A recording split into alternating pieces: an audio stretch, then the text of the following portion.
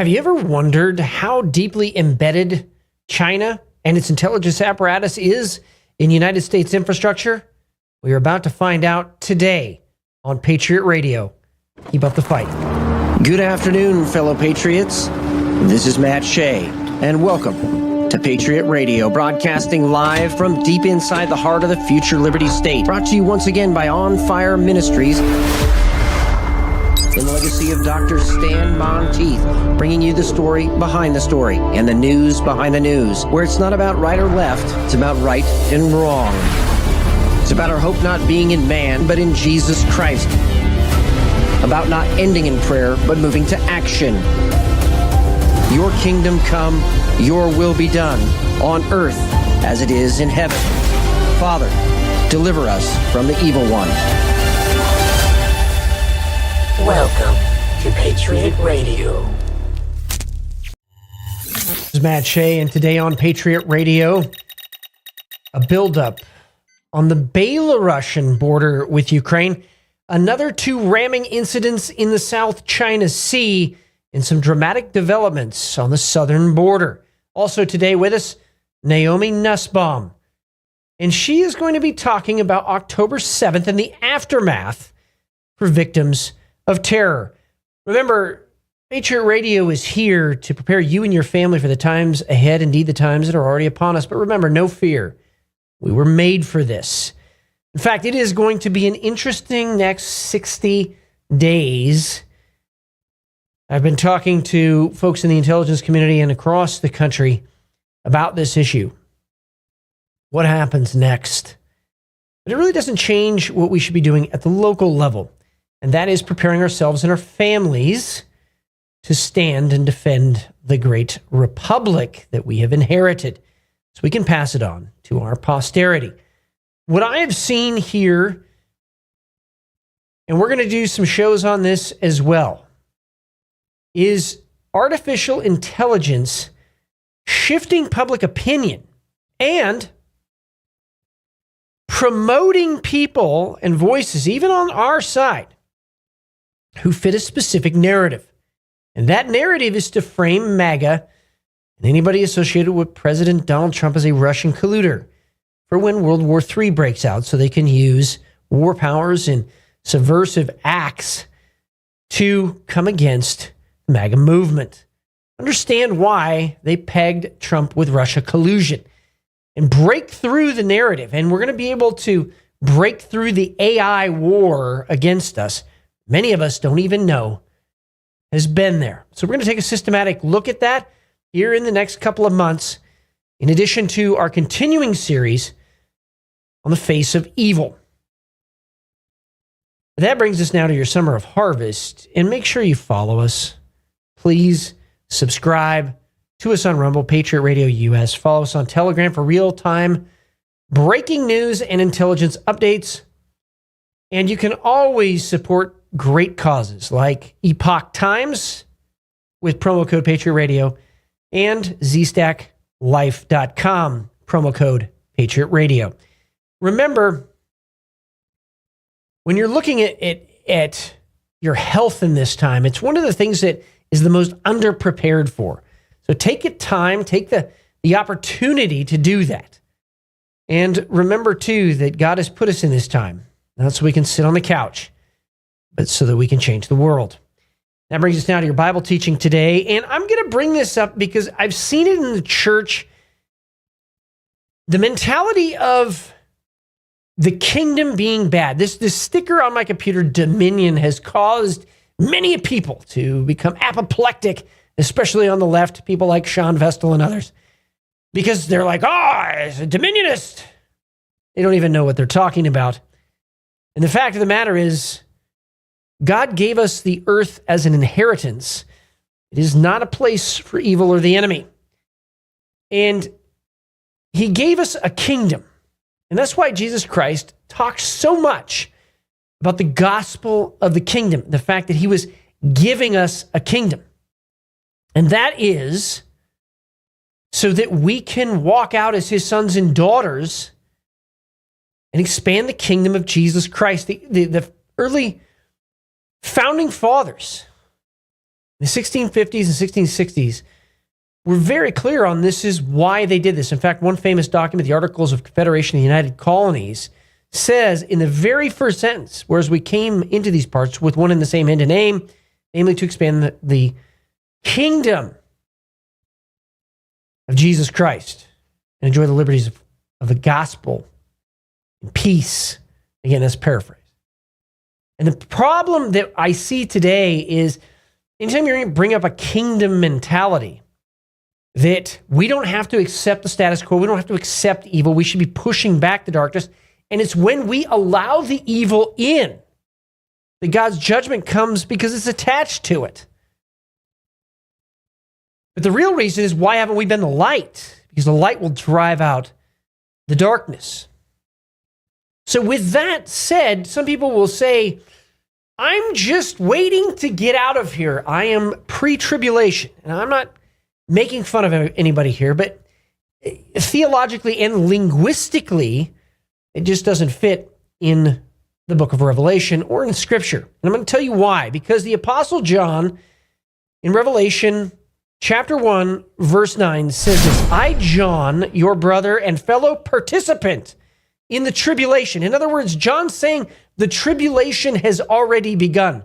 Thalipsis in the Greek. It has already begun in his time, and it continues to our time. Tribulation being defined in the Greek as affliction, distress, persecution. Yes, Christians are being persecuted. John's saying, I'm a fellow participant in the tribulation. And kingdom. In other words, the kingdom of Jesus Christ has come near. When it is inside of us, it has come near to the people. The kingdom of Jesus Christ is here. There is no question about that scripturally or linguistically in the Bible. But again, some people think that they're just going to hold on until they get out of here, or they're just not going to do anything to influence the culture or bring the light into the darkest areas of the world. And yet, that's exactly what the scripture says we're supposed to be doing. So, for all of us today, let us rededicate our lives to Jesus Christ so that his kingdom come, his will be done on earth as it is in heaven. That brings us now to the globalist front and your daily intelligence brief. From Technocracy News, a red alert. Free speech is dead in Europe with arrest of Telegram founder. In France, is Musk next? Telegram is used by 900 million people around the world, but Macron thinks he can bring Telegram to its knees. Also, the Emirati consulate has offered consular services to Pavel Durov, the founder of Telegram. And you gotta, and whatever you think of Telegram, and I've heard some really kind of not very well reasoned things out there because, well, he came from Russia, but on his interview with Tucker Carlson, he's very clear that he left Russia because there was censorship under the Putin regime. So this guy is not a pro-Putin guy. He's a pro-freedom of speech guy, a pro-ideas guy. And it should shock everyone that they're trying to deplatform by arresting the founder, a major social media outlet like Telegram. And I call it that because that's what it's primarily used for. And whether you agree or disagree with someone, shouldn't they have the right to say it? It's a question everywhere, from the city of Spokane to world leaders at the United Nations. Should somebody have the right to say something that you disagree with? And you'll notice that communists, Marxists, Marxist-Leninists, leftists, they always get very bent out of shape when we speak the truth, because they know the truth will conquer whatever they're trying to do. And they'll mask it in all kinds of things. But they know they're lying. And they know they're wrong. And whether you like Pavel Durov or not, or whether he's from Russia or not, we should all be unified in the idea freedom of speech is a God-given, unalienable right, and no government can take it away. That brings us now to the China front. U.S. military is open to consultations about escorting Philippine ships in the disputed South China Sea. This comes on the heels of another 2 ramming attacks by the Chinese caught on camera. The head of U.S. Indo-Pacific Command said Tuesday amid a spike in hostilities between Beijing and Manila in the disputed waters. And again, a flashpoint now. And if the United States begins those escort patrols, that puts us in the direct line with China. Philippines says an excessive force of 40 Chinese ships blocked a food delivery to Filipinos in the shoal, the disputed shoal that's there. China deployed heavy destroyers and helicopter carriers. Where is the U.S. Navy and the U.S. ironclad commitment to defend the Philippines? Just wondering, just as many Filipinos are. End quote. China deployed an excessive force of these ships, not only blocked the vessels, but this is again on the heels of the flare-ups and the rammings that have happened, where they're literally ramming boats. And fortunately, none have sunk yet. But it just goes to underscore the flashpoint in the South China Sea. And that we are very close. Everybody needs to listen to this part of it. Okay. There may not be a war with China. Maybe they're playing a longer game. They're going to be patient here. They're not going to invade Taiwan September, October timeframe. Maybe they're going to just see what happens with the election. Maybe they have an inside scoop on which way the election will go. I don't know. But what I do know is these flashpoints are being set up so that sometime in the future, World War III will be kicked off in the Pacific, in the European theater, so that the powers that be can try to usher in, once again, a one world government, one world religion, and one world economy. And they've said as much. This isn't conspiracy theory. And by the way, we're kind of running out of conspiracy theories because they've all been proven true. We're going to get to one of those here in a little bit regarding Zuckerberg. But with this, the Chinese are trying to provoke a war because communists want to be in control of vast swaths of land. And primarily not just to have the land, because in General Xi Huatian's secret speech, he literally used the term Lebensraum, which was the German Nazi term, to say that the Germans needed living room and the Chinese need living room. They use the same term, literally. But it's really about something even deeper, and that is this. The Chinese communists have to stay in power, and to stay in power, they've got to keep their people mollified.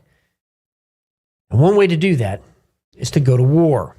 I think that's missing in a lot of the analysis today, especially considering the demographics of China, which are headed in the wrong direction. Also, as I mentioned at the very outset, and this is from Boone Cutler, quote, if you understood how much and how deeply Huawei is integrated into the USA's infrastructure, you'd be beyond shocked. Nearly every building, every node, every carrier hotel is loaded with Huawei equipment. It's a standard. You're connected to it and sending all your data straight into and through their equipment. Our enemy is our keeper when it comes to the internet. There is no way this is anything but one of the greatest national security issues ever. And this came from his comment on an article that Laura Logan posted.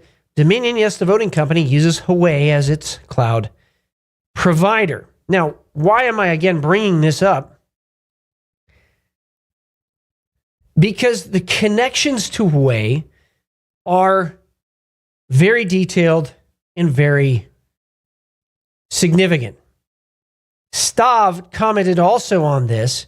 Former Australian Foreign Minister Alexander Downer sat on the board of directors of Huawei Australia. The same guy who gave the Clinton Foundation millions of Australian taxpayer dollars, the same guy whose signature is on the UK-USA agreement for joint defense facility Pine Gap. The same guy who baited George Papadopoulos, which then led into an FBI investigation, Crossfire Hurricane, which blew up the Russian collusion narrative against President Donald Trump and framed General Flynn. Nothing to see here. What a commentary. Now, if that's just one person internationally, the Chinese have infiltrated the next American president. President Donald Trump needs to take this seriously and decouple and bring back our manufacturing here, but also decouple our infrastructure from Chinese equipment that is very clearly set there at the behest of Chinese intelligence. Also, Japan slammed what it called the first confirmed incursion by a Chinese military aircraft into its airspace as a serious violation of its sovereignty. Again, these incursions in the South China Sea continuing more and more. So not only is the Philippines a flashpoint, but also the disputed Senkaku Islands near Japan and that airspace around it. Also, on the China front, former Malaysian Prime Minister was charged Tuesday with sedition over a speech he made that allegedly questioned the integrity of the country's previous king. Interesting to see who might have been behind that, and I'm sure we'll find out here soon. That brings us now to the Middle East front. The accidental explosion of a gas cylinder at the Qasr East-Sharon border crossing between Iraq and Iran caused a massive chain reaction, which resulted in 12 fuel tankers exploding, sending a fireball over 100 feet in the sky. The border crossing suffered serious damage, and at least 4 truck drivers and an oil worker were killed in the blast. The fire was eventually extinguished by both Iraqi and Iranian firefighters. Interesting to see if that will be sabotage, and if more sabotage attacks will begin in that area of the world regarding oil tankers. Also, we will also get to Sinwar. The IDF spokesman, our forces are still fighting in the field. Therefore, there are details that cannot be published regarding the operation, asking everyone to show responsibility and not spread rumors. This is in reference to the dramatic hostage rescue that happened in southern Gaza. Now, this is, by the way, the place in southern Gaza where the Biden administration was trying to tell the Israelis not to operate, and yet that's where they rescued one of the hostages. That hostage was actually rescued in a tunnel by Israeli special forces. But it sounds like the intelligence that's coming out of that may point to the new leader of Hamas and his whereabouts. We'll see here in the next 72 hours. Also, widespread operations in Judea and Samaria have begun. This was a breaking news story just as we came on the air.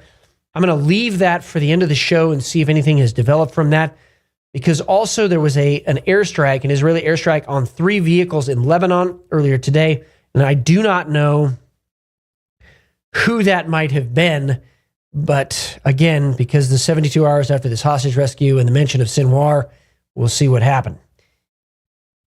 That brings us to the next development. The Israeli army destroyed the historic Grand Mosque in Khan Yunis, Gaza. I'm sure that's going to create some significant online blowback.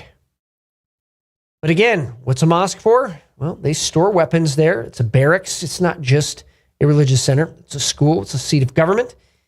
So we saw this in Iraq, where they would hide weapons continually, and they would fight from mosques. So before people start judging the Israelis, take a look a little bit deeper. That brings us now to the Russia front.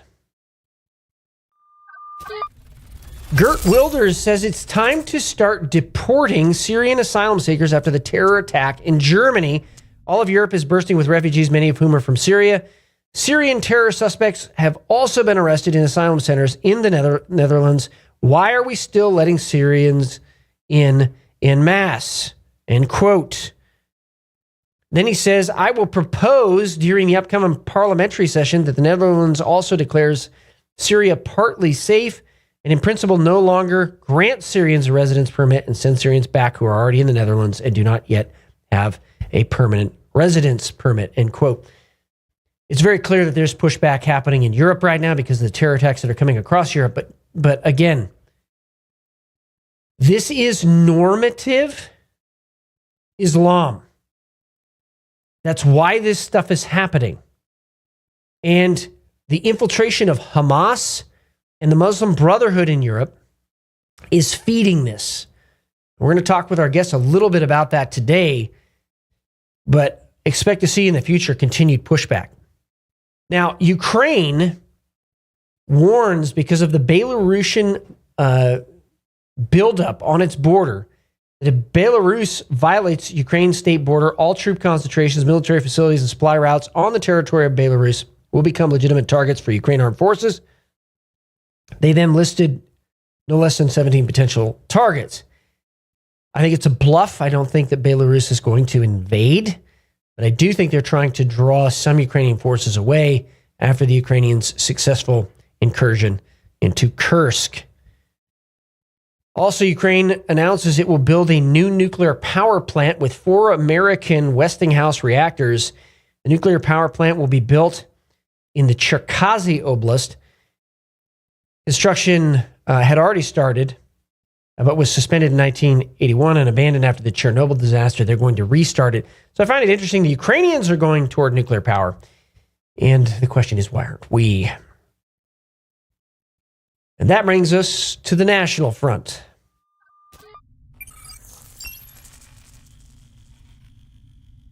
You're not going to believe this, but a COVID surge has forced schools to close and bring back pandemic-era measures and more. At risk as millions head back to class next week, Alabama and Tennessee announced the closure of 2 schools, affecting more than 1,000 children just days into the new academic year.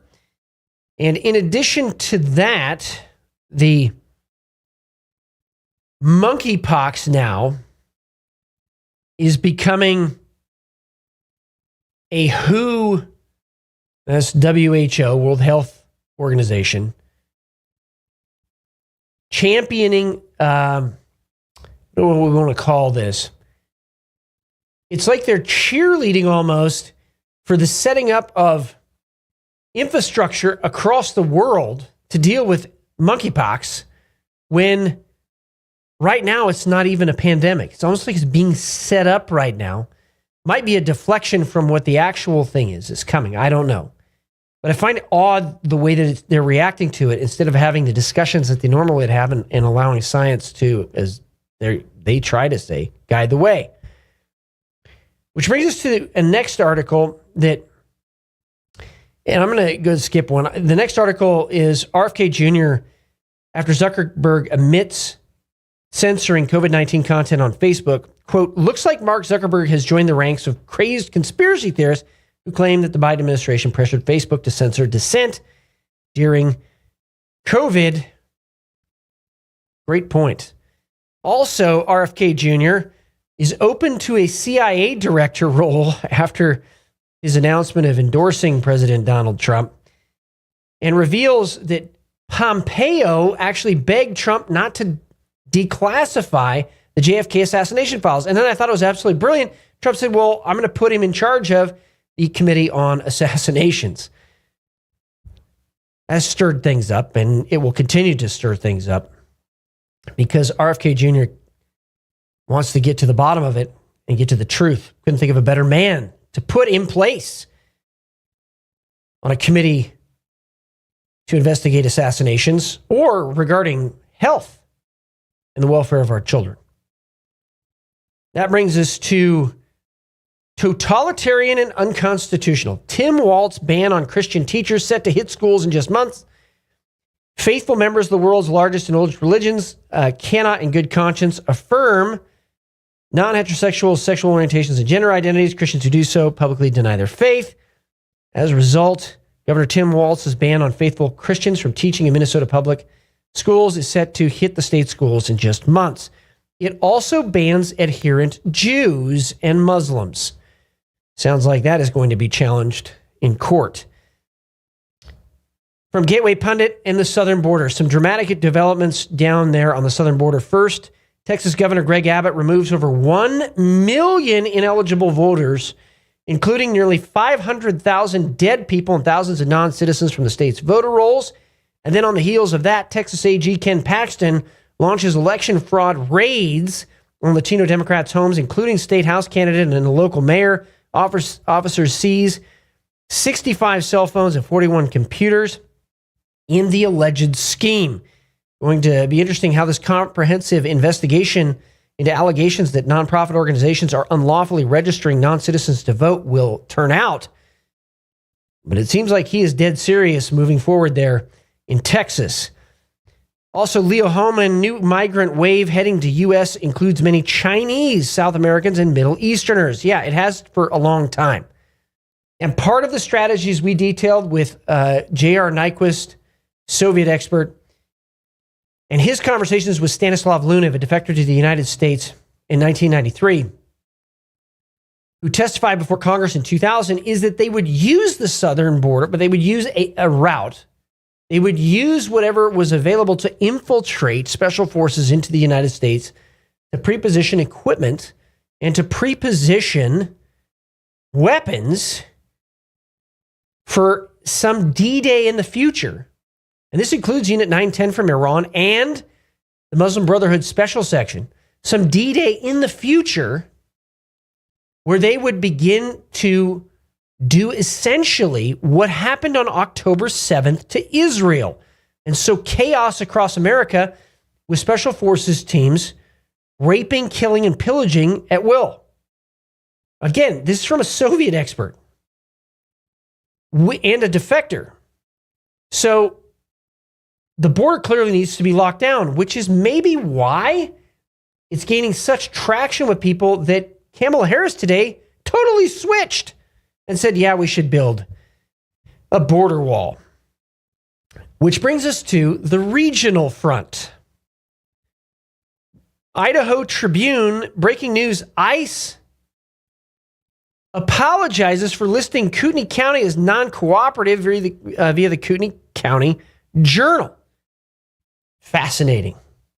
Perhaps there's some folks that are trying to uphold the existing laws. Now, again, a little bit of commentary here. We're going to see in the next 60 days targeted attacks against leaders, against Christian leaders, political leaders, and property here in the United States. We're also going to see a continued surge across the border. And as many of the intelligence experts that I've talked to, they believe, as do I, at some moment in the future, that all of these infiltrations by jihadis and communists into the United States of America will be October 7th times 10. And most Americans are totally unaware of this. So everything goes local. Is your local county sheriff investigating jihadi organizations and linked organizations? And is your local sheriff investigating communist organizations linked to China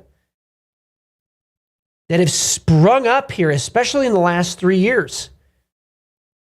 Because if county sheriffs do this locally, a lot of these networks can be disrupted.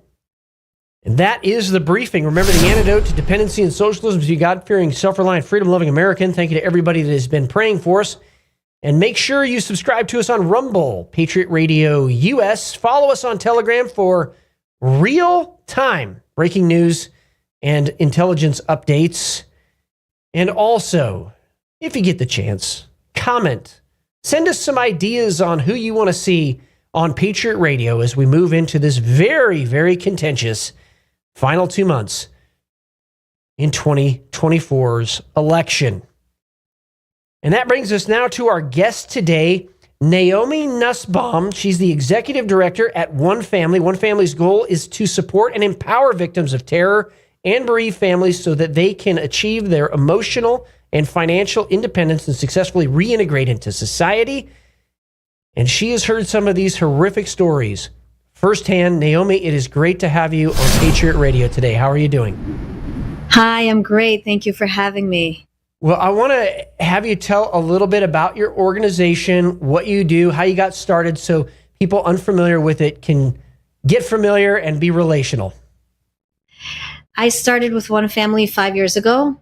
I'm the executive director here in the United States.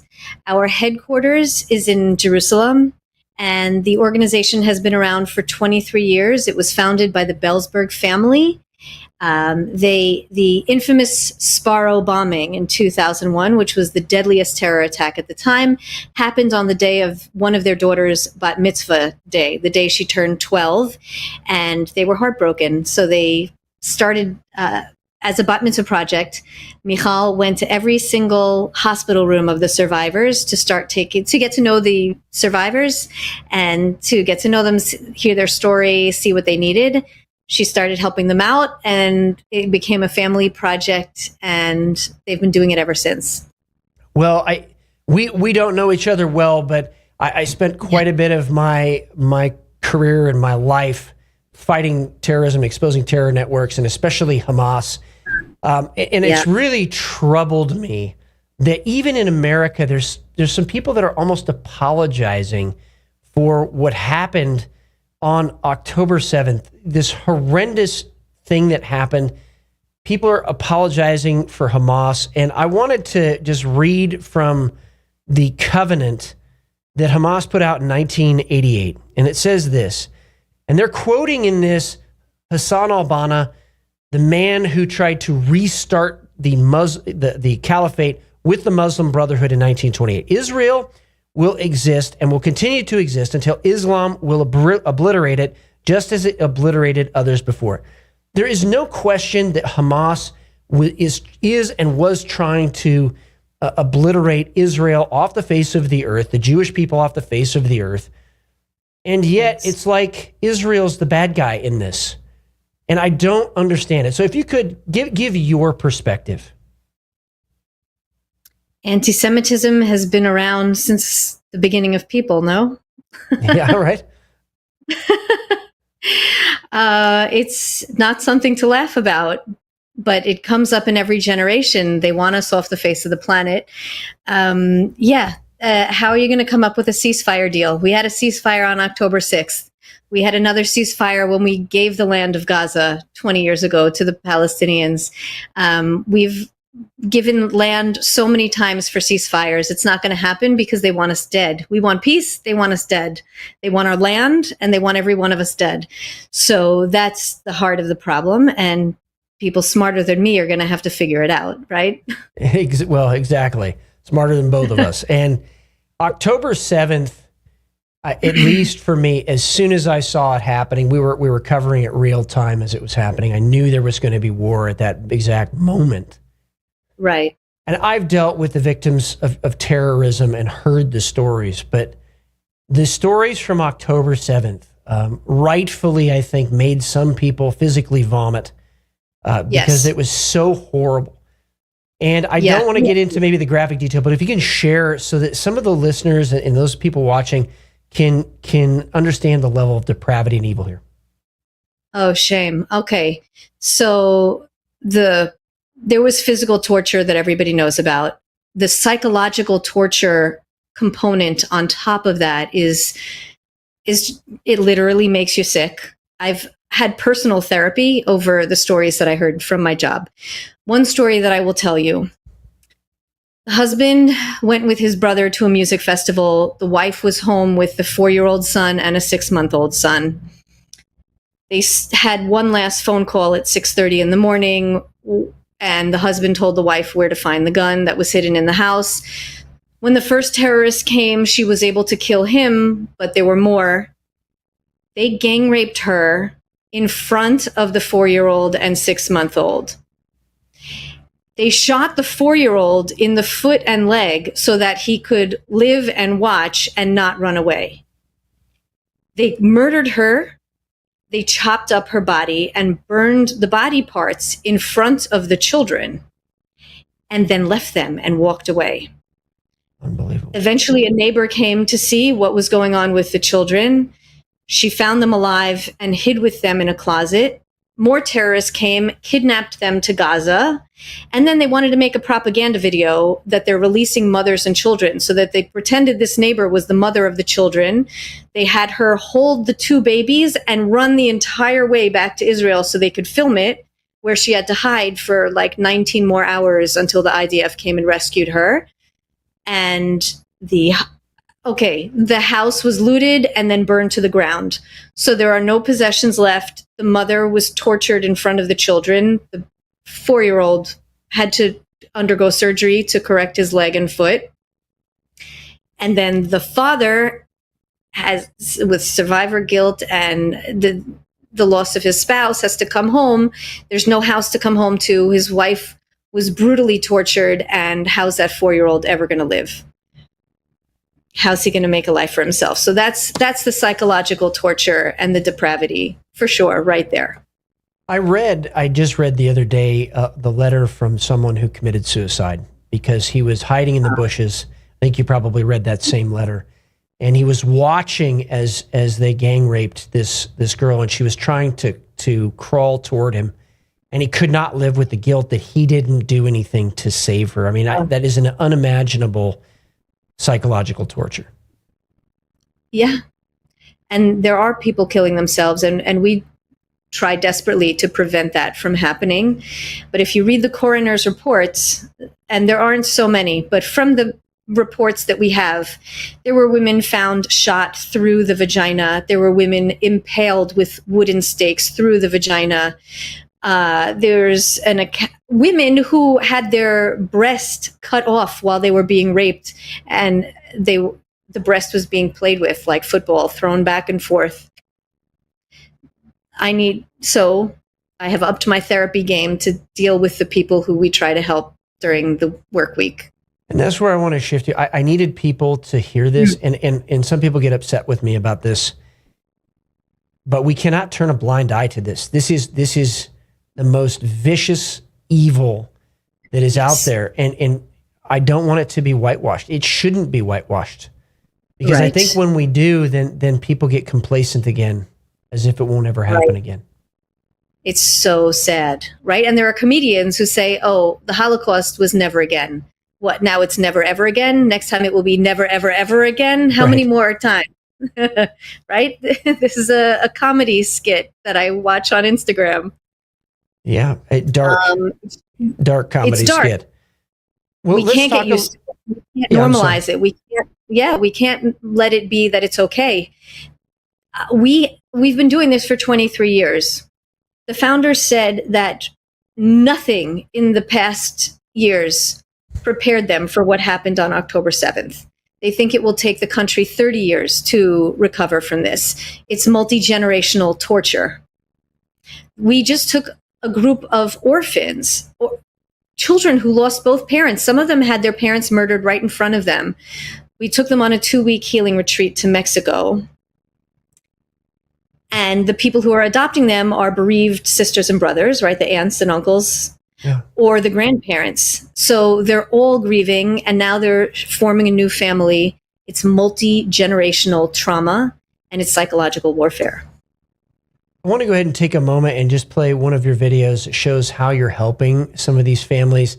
We're not going to play all of it, but just go through so people can get a flavor of the video. Go ahead and roll it.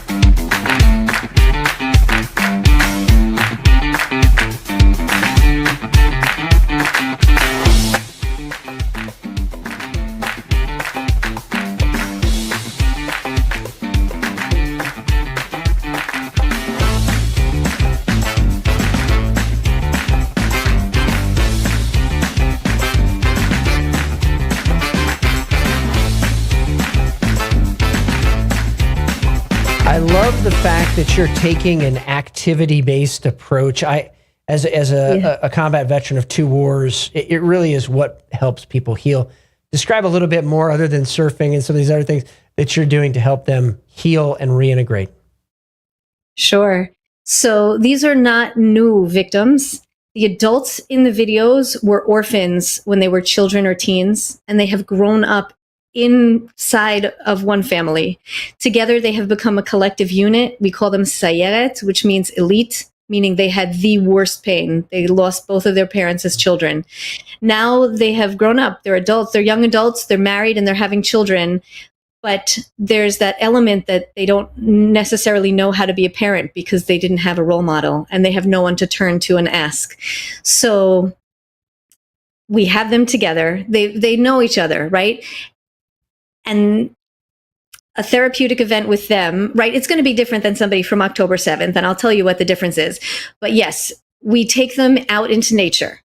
We have them do fun physical challenges to build up their self-confidence, to challenge them, let them face their fears, because that will transfer over into the rest of their lives.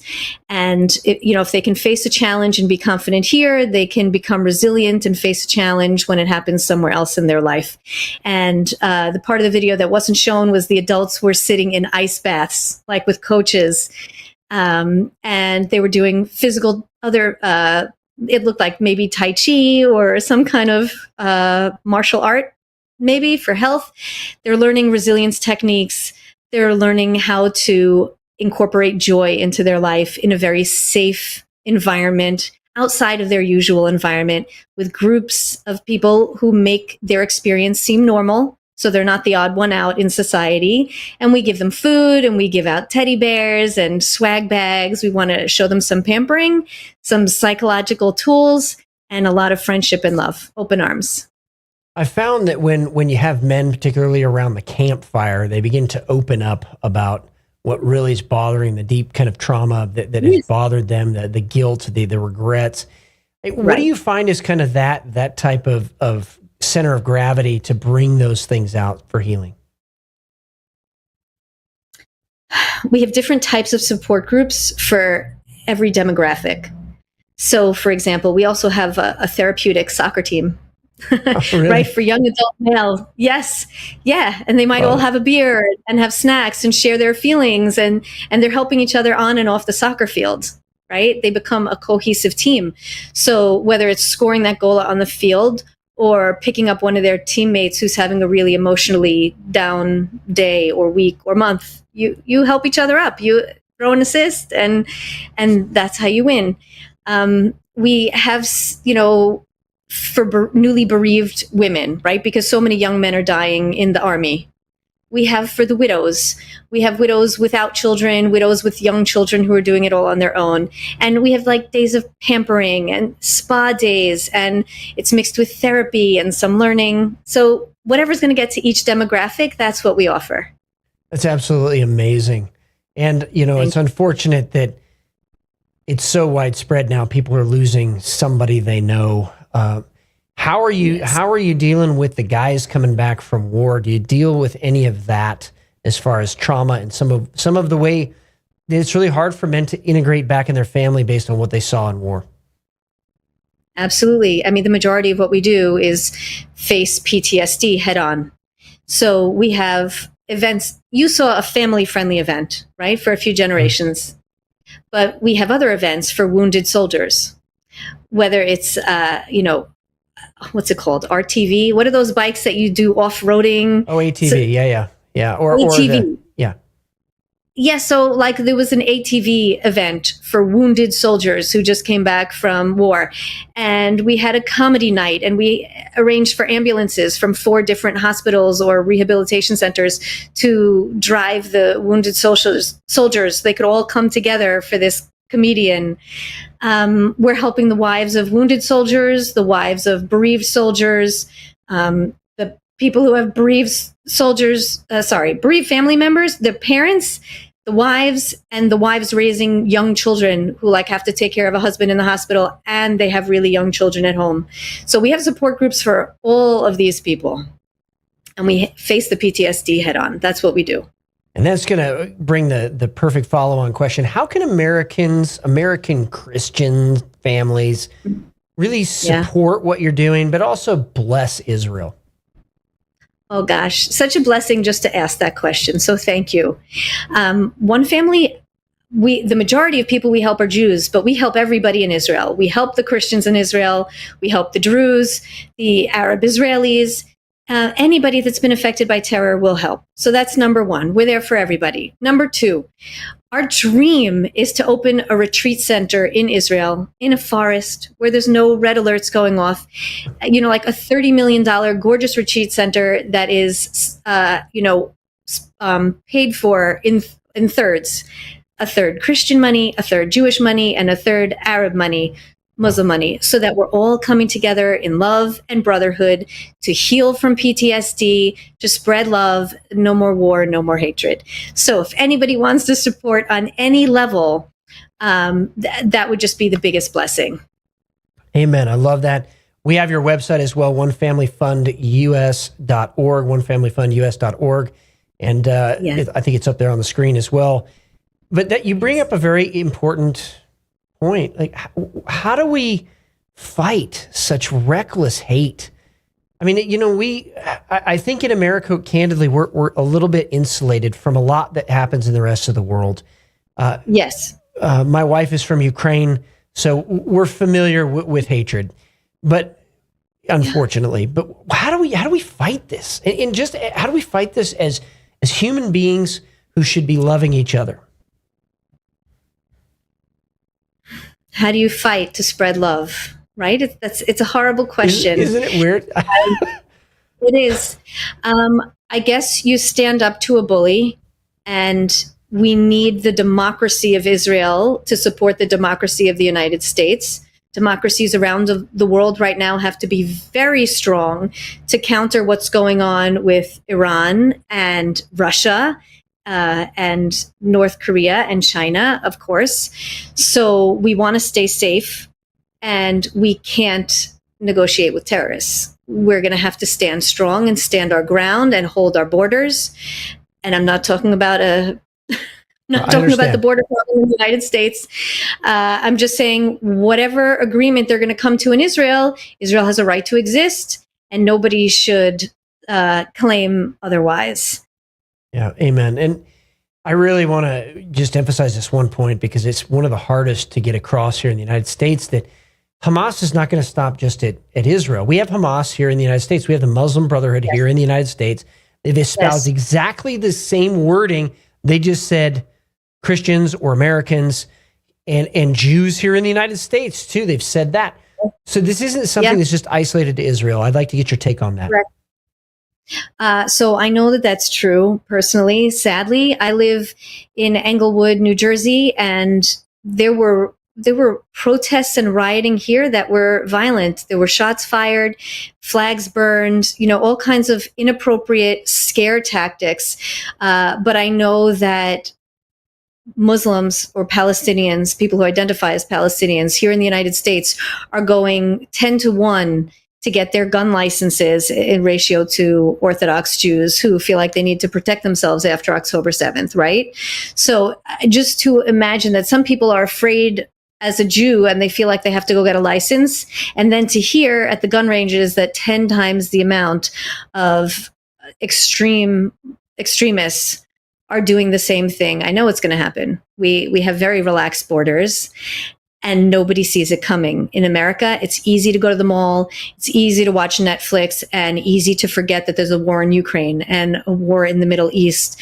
There are some major forces of evil at work here, and it's easier to tune out and go shopping than to try to solve that problem. So I think you are 100% correct when you said America is going to be caught off guard when we are attacked here on our home soil. Mm-hmm. I hear it almost every day. I just don't share it on the radio show because it would become overwhelming. But it's going to take all of us, I think, to stand together in love, in unity against this evil that's coming against civilization. Yeah. Yeah. We have to be informed. We have to promote education, peace, unity. We are humans first. Truly, we are humans first. We are people. There's no place for genocide, right? There should not be a place for genocide in this world. There shouldn't be, and I can't believe we're having that conversation, that's even an issue, right? It's debatable. Yeah, but that's a sad state of affairs, and I'm sure that we could change it if we were educated enough and took a strong enough stance. I agree with you 100%. In the last minute or two that we have left, if you could, again, how can people help and help out Yes. onefamilyfundus.org. Please come to our website. Call me. I'm a chartered advisor in philanthropy. I delight in helping people make meaningful gifts. We can make earmarked gifts. We can create programs that will be so meaningful to you as a legacy to teach your values to your children, grandchildren, great-grandchildren forever. You'll have a positive impact in this world, promote healing and love, and radiate that out into the world. Create a positive domino effect. Please come to our website. Please give me a call or send me an email. I would love to speak with each of you. Naomi Nussbaum, thank you. Amazing work that you're doing. I really appreciate you taking some time to come on. My pleasure. Anytime. Thank you. Have a great night. All right. God bless. Keep up the fight. OneFamilyFundUS.org. Naomi Nussbaum. I wanted to make sure we did this episode because I am hearing it's like people are forgetting what happened last October. But more importantly, even than that, as horrible as that was, that could happen here in the United States. It seems like some people are tone deaf to it almost, or don't want to see that is even a possibility. And yet we're seeing it happen before our very eyes, the infiltration in the United States by Hamas, by the Muslim Brotherhood. And I pray that evil is exposed before something truly horrendous happens here. Now, I want to take a moment and update you on that breaking news story at the very beginning. Widespread operations in Judea and Samaria have begun. Name of Israel's massive operation in Judea and Samaria to wrap up and roll up terrorists. Operation Summer Camps. Looks like Hebron as well. Jenin, Tubas, Tulkarm, Hebron, Jordan Valley. Large contingent of Israeli soldiers have arrived at the Al-Farah camp in Tubas via military helicopters. So this is an extraordinarily complex IDF operation happening literally as we're speaking right now. It's going to be interesting to see what comes out of that here in the next few hours. But again, the dramatic rescue of the Israeli hostage, who happened to be Bedouin, by the way, Arab. He's rescued in a tunnel by Israeli special forces. And then there's very cryptic comment by the IDF spokesperson who said, hey, Sinwar is next. And maybe this has something to do with rolling up the last part of Sinwar's operation there, and really the last part of Hamas, at least the last major part of Hamas. And also this airstrike, Lebanese media stating that 3 vehicles near the city of Baalbek in the Bekaa Valley in the northeast of the country in Lebanon were hit by Israeli airstrikes. We still do not have any word coming out of that as to who was targeted. Yeah. But I also want to mention as well that there's going to be more to come regarding the infiltration of Huawei Technologies, a Chinese technology company here in the United States, and what that may mean coming up for all of us, and also how to fight back with AI. And if you have not watched the episodes where we talk about evil in plain sight, please go check that out. Also did an entire episode on the Nephilim and the origin of demons based on Judeo-Christian origins. In other words, first Jewish traditions, and then what the early church fathers said about these same things, and both are in agreement. So you're going to want to watch both of those episodes as well on Rumble. Again, take a moment, share, hit the share button, the like button, smash those things. Follow us on Telegram for real-time breaking news and intelligence updates, and also subscribe to us on Rumble. The last thing that I'm going to mention here today, just again, a little bit of breaking news coming in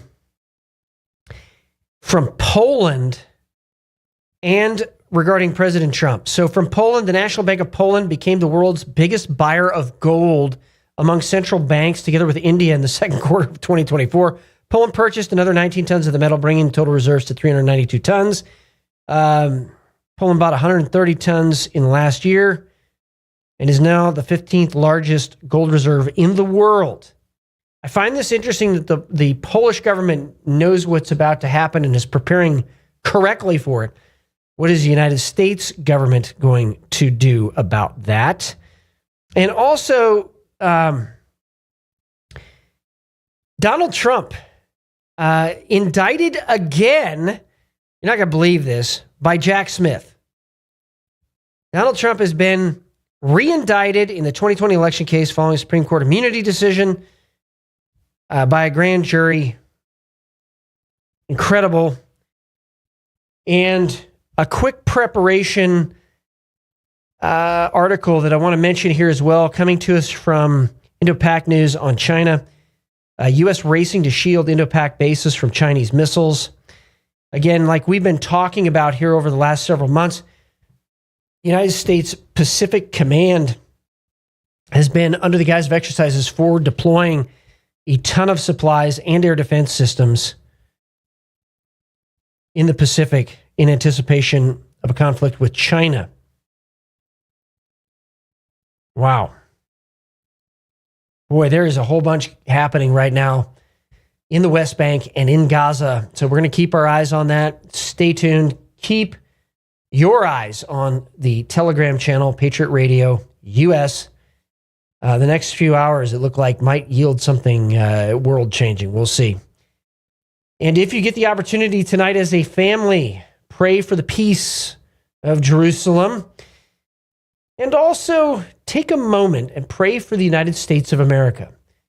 These next 60 days are going to be historic. And we will see if the question that was asked of Benjamin Franklin as he came out after the Declaration of Independence and the Constitution, was written, when asked, what do we have? And he said, a republic if you can keep it. Are we going to keep this republic for the next generation? I hope tonight in your prayer time, the answer is yes. This is Matt Shea. Thank you so much for joining me on Patriot Radio today. May God bless all of you, and He is making this generation the greatest one. The awakening is here. Stand firm in the day of evil and keep up the fight.